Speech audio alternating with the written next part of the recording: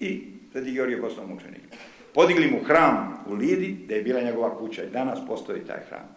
Ali hram polako oronuo, van sela, van naselja. Jesen bila, deca čuvala ovce.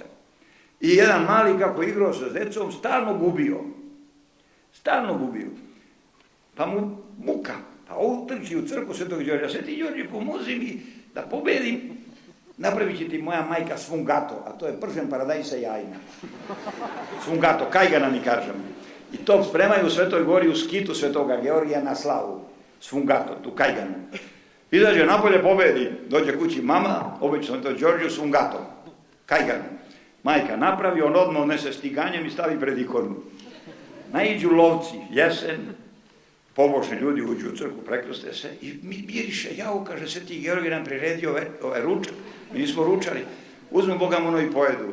Dune vetar, zalupi vrata i zamandali, mislim, zaključa onakako. Sad oni pobožni neće da razvale, šta ćemo sad? Tek se neko sveti ljudi, kaže, on nas ovde častio, mi nismo njega, izvode po zlatnik i ostave na ikonu i time je obnovljen hram. Ali to je mali obnovio. Taj duh sam vidio kod jednog malog u Mataruškoj banji sa Kosova. To je čigra. To je dete koje prosto ne zna za poraz.